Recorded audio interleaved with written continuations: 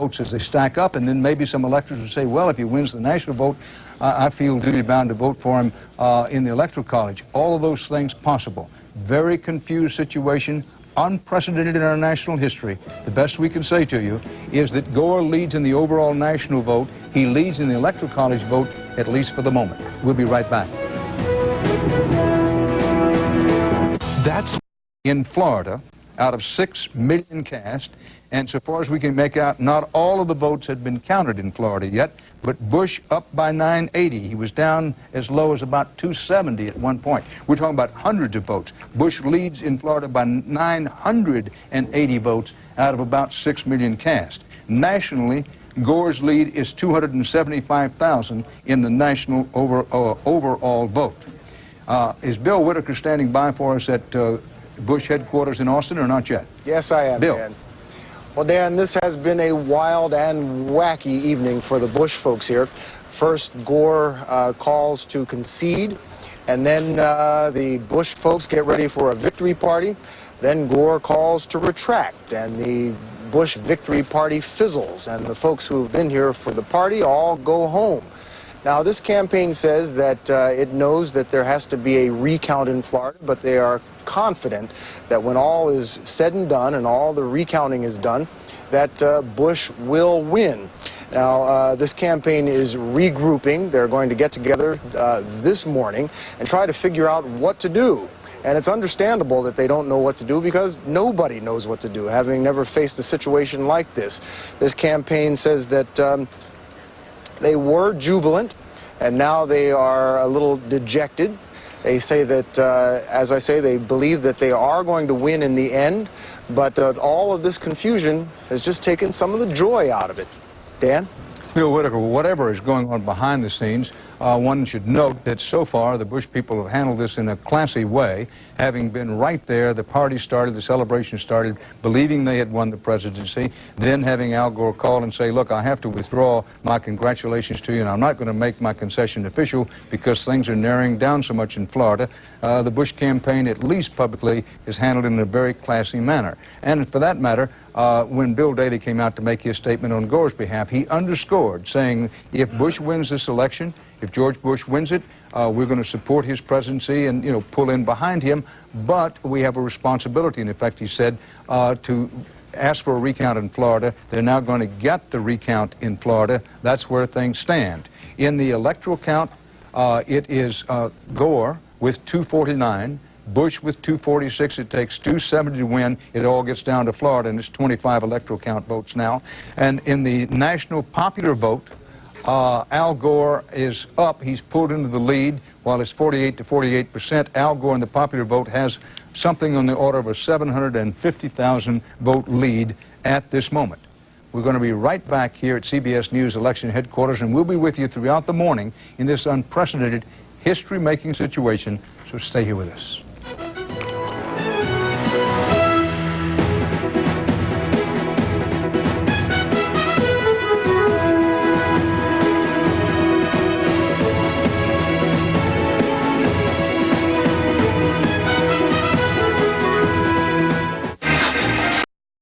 The miniseries O.J. doesn't want you to see. American Tragedy, CBS Sunday. We still don't know who the president is, and are not likely to know for some hours because of confusion about the Florida vote. A recount has been ordered in Florida.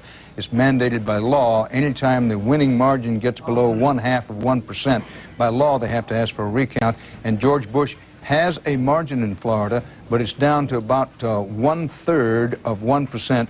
He leads by a few hundred votes, possibly as many as 700 to 900 votes in Florida. Bush still leads, but it's so close that there is going to be a recount. Nationally, Al Gore leads by about 750,000 votes in the overall national popular vote total.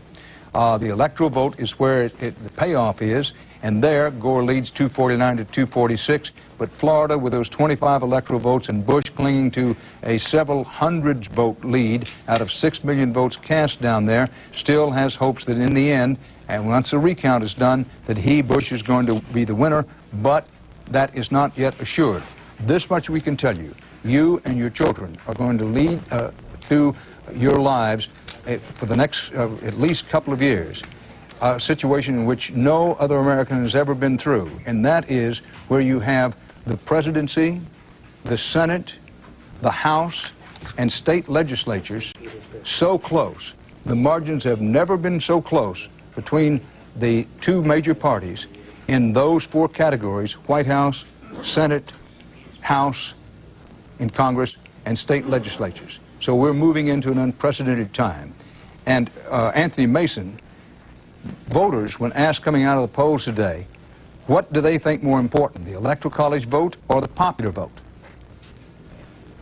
Well, Dan, I think most voters would give the edge to the popular vote, and I think that leads me to a point I wanted to make here. And I think if, as increasingly looks likely here, we're going to have a split between the Electoral College and the popular vote, I'm very curious to see how America is going to react to this. I mean, Ed Bradley's been talking all night about how this vote shows that every vote counts. Well, if you end up voting for Al Gore and he wins the popular vote and loses the Electoral College, how are you going to feel? I know there's precedent for this, but it's been 120 years or more since we saw this happen. That most Americans have never experienced it. We all have the feeling that the majority wins. Are Americans really going to accept a decision like this? I think it's going to be very interesting to see the response, Dan. Indeed it will be. Keep in mind, it's not yet assured that one man is going to win the popular vote and another man is going to win the Electoral College. That is a working possibility.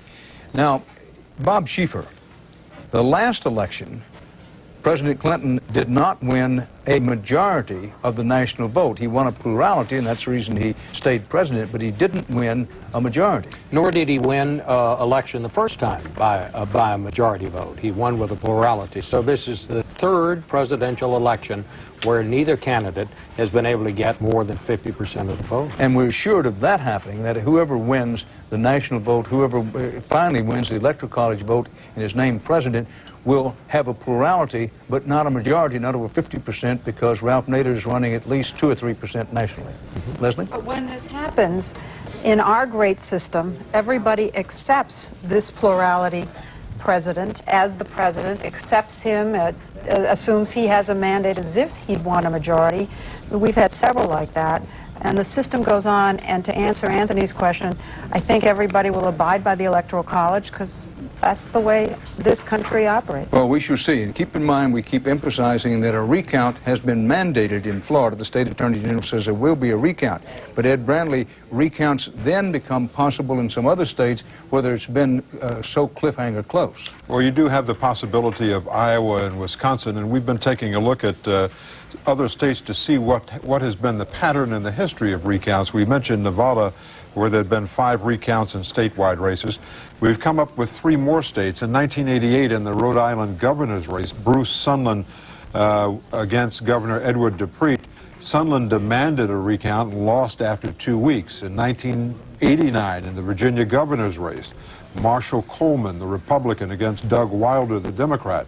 Coleman initially lost. He demanded a recount. It took 43 days for that recount. Coleman lost. 1981, New Jersey governor's race, Tom Kean, a Republican, against Jim Florio, a Democrat. Florio lost, demanded a recount, and lost after 3 weeks. So 2 things that stand out here is that it seems that everyone who demands a recount has lost in these votes, but all of them take a long time, 2 weeks, 43 days, 3 weeks. So I think it's optimistic to say that this thing might be over by tomorrow night. This, by the way, was a headline in the St. Petersburg Times, looking at the online edition, recount in Florida. That's going to determine the election.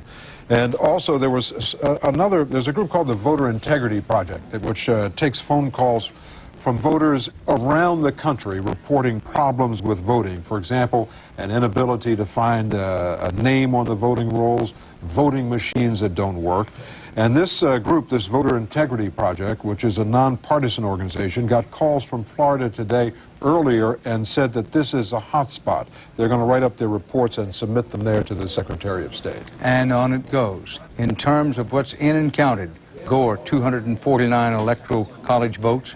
Bush assured, we think, of 246. It takes 270 to win. Wisconsin and Oregon are yet to be decided, but it all gets down to Florida. Bush is clinging to a lead of between 700 and 800 votes in Florida. There will be a recount. We're going to take a short break here and come right back. Keep the dial right where it is. Dan Rather in New York.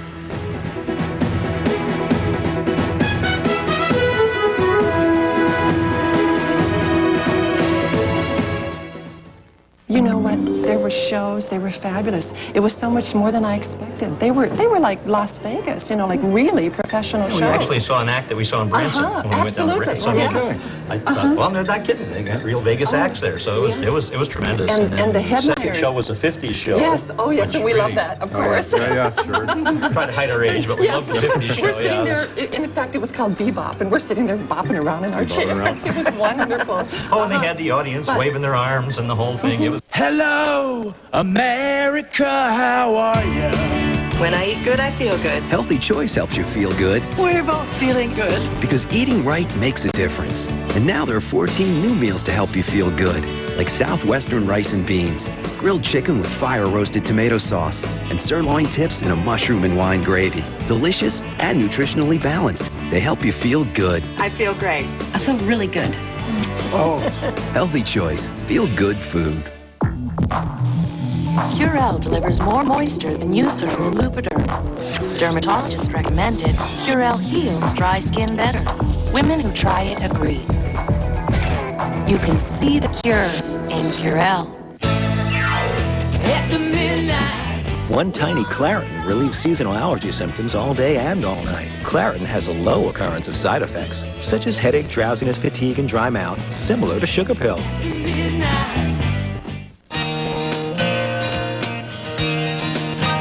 Helping isn't always easy. Here's the electoral vote. Gore, 249. Bush, 246. It takes 270 to win. This is the way the Electoral College map looks at this hour. Florida, which is where the presidency is going to be decided, it's been pulled back from the Bush column. Bush leads by between 700 and 800 votes at last count. Wisconsin and Oregon, Wisconsin with 11 and Oregon with 7 have yet to be decided. But the man who wins Florida will win it all. Now, Gloria Borgia, our CBS News consultant, has been on the phone and has talked to a high Bush campaign man who does not want to be identified. But what does he tell you, Gloria? Well, some very interesting things, Dan. First of all, they are looking at the margins in Iowa and Wisconsin because they believe that perhaps if Al Gore is demanding a recount in Florida, then perhaps they should demand a recount in Iowa and perhaps even the state of Wisconsin. They also say that they are up between 791 votes to 1,784 votes in the state of Florida. They say the only votes that are outstanding are those overseas ballots. Now, those ballots have 10 days to arrive in this country, but they have to be postmarked as of yesterday. They say they feel very confident, Dan, because in 1996, 2,300 of those ballots were sent in, and 54% were for Dole, and don't forget, Dole lost the state of Florida. So they feel quite confident about the state of Florida right now, Dan. Well, what the Bush campaign feels confident about is that in the end they will win in the Electoral College. It's increasingly possible that Gore is going to win the overall national vote. That's right. That's right. And they're also saying, look, if you want to play hardball in Florida, well, you know, we might just review Iowa. All right, Ed Bradley. One other thing about the absentee ballots, there may be as many as 30,000 of them. Some of them may already be here and have been counted. We don't know that. We know that 30,000 were requested and they have 10 days from yesterday to get them in, but some of them may have been sent in earlier, so they may have already been counted. We don't know how many are in. Situation. Takes 270 electoral votes to win. Gore has 249, Bush has 246, but Bush is leading in Florida with a lead somewhere between 750 and maybe as many as 1,700 votes. A recount will happen in Florida. Some, quote, irregularities, unquote, are suspected, not proven, but suspected. This is a wild and woolly, unprecedented situation in American history. It's obviously going to be hours, if not days, before we know for sure who the next president of the United States is going to be. This is continuing election coverage on CBS. Stay here with us.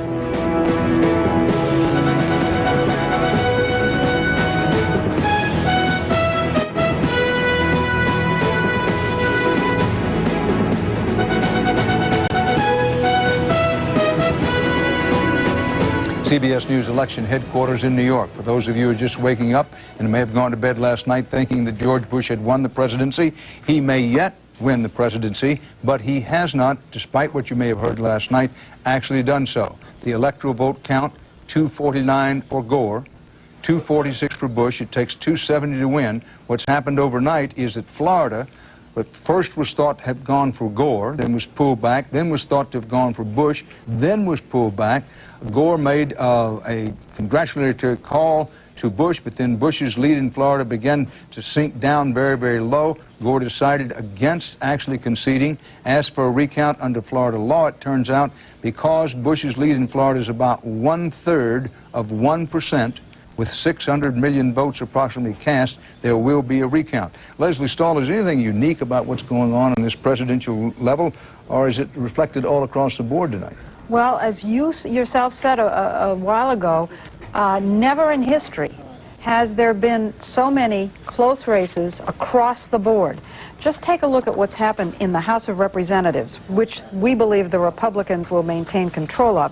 But if you look at the overall vote for House, the Democrats ended up with 49% of the vote, the Republicans with 49% of the vote. In the Senate races, Democrats, 48% of the vote, 50% for the Republicans. If you look at the governor's races, the vote was 49% for the Democrats, 50% for the Republicans.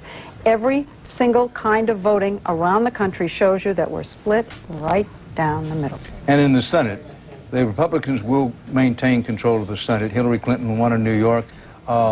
Rob lost in Virginia, so the Republicans are assured of control of the Senate, if nothing more, by having the tie-breaking vote of Dick Cheney if he becomes vice president. If George Bush is elected president. There are now 48 seats that are held by the Democrats, 50 seats held by the Republicans, but we still have the race out there in Michigan that hasn't been called, and we still have one other race that hasn't been called. That's the one out in Washington State. We thought that Debbie Stabenow, not Debbie Stabenow, Maria Cantwell, the Democrat out there, had won. We pulled that call back, so it's 50-48 with 2 still to be decided. In Florida, Bush's lead somewhere between 750 votes and perhaps as many as 1,700 votes. Virtually all the votes are believed now to have been counted, but when it says 100% of the precincts reporting, doesn't mean all of the votes, every vote, including absentee ballots, have yet been counted, but it's getting down very close to the point where that will be true. But a recount has been ordered in Florida, mandated by law, say some. The state attorney general says there is going to be a recount. That's bound to take some hours. Some absentee ballots may yet be coming in from overseas in Florida. The Bush people continue to say, we think we're going to win Florida, and the man who wins Florida now wins the presidency. The Bush people continue to say, we think we've won it, but there's going to be a recount, so we'll have to wait for that to come in. In the overall national popular vote, Al Gore is leading by something in the order of 750,000 votes, so we could have a situation where Gore wins the popular vote overall nationally, but Bush wins in the Electoral College. That's where it sits at this moment. Not likely to change for some hours now, although Wisconsin and Oregon have yet to be decided. Repeat for emphasis, it won't matter, at least not much for the moment, because he who wins Florida wins it all. Dan Rather at CBS News Election Headquarters. We'll be back. City of Angels, Thursdays on CBS. It's all here. Jack, welcome to Signs and Stuff and Things. Yeah, I got this spicy chicken sandwich with just the right amount of spice. And it's served hot, because we won't make it till you order it. But here's the big thing. It's real chicken breast. You got a sign like that? No. No. No. No! Real chicken breast! How do you stay in business? How fast can I get a chipmunk tube top sign?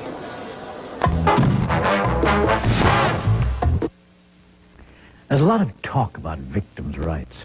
I'm Robert Vaughn. If you've been injured in an accident, you don't need talk. You need to take back what's been taken away from you. Tell the insurance companies you mean business. Tell them you've hired Jacoby and Myers.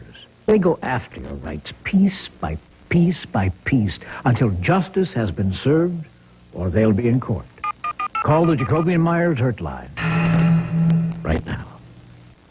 Paul and Jennifer, weeknights on KOVR 13 News. It isn't over. CBS News election headline of the hour. We're still here as America's waking up only to learn that we still don't know for sure who the next president will be. With the results in Florida back up in the air, neither George Bush nor Al Gore has confirmed the 270 electoral votes needed to win. In Florida, Bush now leads by somewhere between 750 and 1,700 votes, and a remarkably small margin with 6 million votes cast. A recount in Florida will begin after election officials there get a few hours sleep and freshen up a bit. So it's going to be some hours before we can say for sure who the next president is. Wait, there's more. Al Gore now leads George Bush in the national popular vote by roughly what? Help me out here, Bob Schieffer. Certainly 200,000 or 300,000 votes. A couple 100,000 votes. One can only wonder what's next. Only wonder indeed. Ed Bradley on the presidential desk. Well, you know, Dan, I saw this story here from Katherine Harris, who's the Secretary of State in Florida. She said that she's calling all of the state's 67 election supervisors, county by county, getting them out of bed and checking to see if all the absentee ballots have been counted. She says we're calling supervisors, waking them up and getting them out of the bed, and I'm going to sit down with my lawyers and decide what the policy issues are here. I mean, this is really uncharted territory. This, of course, is a national election, but you have to ask the question, who has jurisdiction here? Because if there is a recount, and that seems certain in Florida, and a candidate disagrees with the result of that recount, he can then challenge it in court. Well, who has jurisdiction over that? Is it the Federal Election Commission? Is it a state court? If you know any election lawyers in Washington, maybe we should call them in and get them on the phone. Well, maybe one of those great Philadelphia lawyers from your hometown, but we don't joke about this, that there are a lot of possibilities out there. But let's hold to the center insofar as there is one. 270 electoral college votes needed to win. Gore has 249, we think, firm, and Bush 246. It's all in Florida. And in Florida, Bush has had a lead for at least 6, 8 hours now. I would say certainly 6 hours, let's say. Gore had an early lead, and that's the reason early on it was reported that Florida had gone for Gore. But Bush's lead has, at one point, it got down to some 276 votes. Now it's believed in Florida to be up, well, in the neighborhood of 750 to about 1,700 votes. This is how close it is. How many votes, if any, remain to be counted in Florida, we don't know, but there will be a recount. If you're saying, well, that Florida Secretary of State, is she Republican, Democrat, or mugwump? It turns out she's a Republican. The governor of the state is George Bush's brother, Jeb Bush. He'll certainly be in on the recount deal, at least in the early stages. It is an unprecedented situation in American history. We've never been in this place before in the whole history of our country. What other nations decide at the end of a gun barrel or with tanks wrapped around the presidential palace, we decide at the ballot box. It's not always pretty. It's not always as organized as you'd like for it to be. And no, in truth to tell, in not all cases is it as absolutely stone cold honest as you would like to be. There's no suggestion of any skullduggery in Florida in terms of anybody stealing votes. There has been a suggestion that there was confusion in some ballot boxes about people said that they thought they were voting for Gore, and it turns out the thing was so confused they wound up voting for Buchanan. Whether that becomes an issue or not, we'll simply have to wait and see. Bob Schieffer, there will be repercussions for the Electoral College, no doubt. Well, I think especially if Al Gore wins the popular vote and it turns out that George Bush wins the Electoral College, you're going to see a call in Congress to say, let's get rid of the Electoral College once and for all. Now, whether that will be done, it takes a long time to do it because you have to have a constitutional amendment. That means it must be passed by 2/3 of both houses of Congress and then be ratified by 3/4 of the states. That usually takes a couple, 3, 4 years to get something like that done. But I don't think there's any question that there'll be a call to do that. You know, the reason we started the Electoral College was not for what's happening now, but there was an argument at the Constitutional Convention over whether it should be a popular vote. That was kind of hard to do in those days because people couldn't get from one place to another.